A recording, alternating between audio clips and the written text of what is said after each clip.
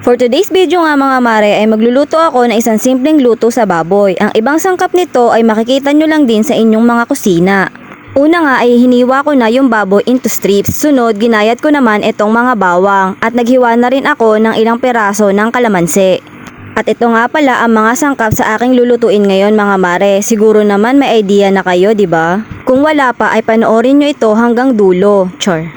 At sa isang bowl, pinagsama ko lang itong baboy na hiniwa ko into strips. Pero depende sa inyo mga mare kung anong klaseng paghiwa sa baboy ang gusto nyo ay pwede. Syempre malalaki na kayo, alam nyo na yan. Charot. Sunod, inilagay ko na rin itong bawang, calamansi juice, oyster sauce, seasoning powder, pepper, sugar, at ako ay toyo pala. At syempre, mix-mix lang natin para magsama ang lahat ng mga sangkap na inilagay natin. Then, minarinate ko lang ito ng ilang minuto mga mare. Mas maganda sana kung overnight kaso nga lang ay uulamin na naman ito ngayong pananghalian. Ayan nga sa isang pan, inilagay ko na rin itong minarinate kong baboy at binuksan ko na rin itong kalan. Sabay hinalo-halo ko lang ito mga mare hanggang sa mahilo itong baboy at mamutla.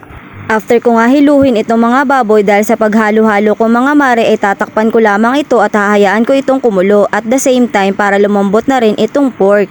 Ayan nga't kumukulo na nga at kusa itong nagtubig mga mare, halu-haluin natin paminsan-minsan para hindi ito masunog. Syempre ayaw naman din natin kumain ng sunog, di ba? Charot.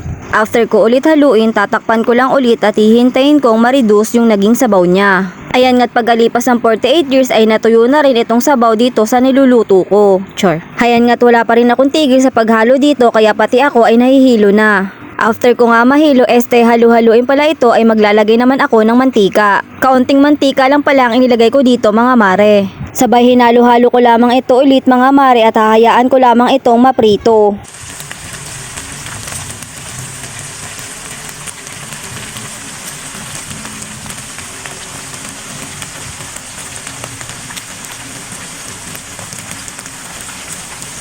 After ko nga ito prituhin na bahagya mga mare ay naglagay naman ako dito ng fried garlic. Naaamoy na nga ito ng anak ko kaya sabi niya ay kumain na daw kami. At dahil nga masunurin ang mare nyo kaya ayan pinatay ko na rin itong kalan at tapos na rin akong magluto. Ito nga pala ang version ko ng pork tapa mga mare. Syempre mahal ang kilo ng baka kaya pork na lang ang ginamit ko, o diba? At para mas masarap dinamihan ko pa ito ng fried garlic. Pagkatapos ko nga magluto ay wala nang pahinga-pahinga ay kumain na rin kami. Sure. Dahil nga nung pinatikim ko sa anak ko ay nagmamadali na siyang kumain. Sabi niya sa akin, "Mami ang sarap kaya kumain na po tayo."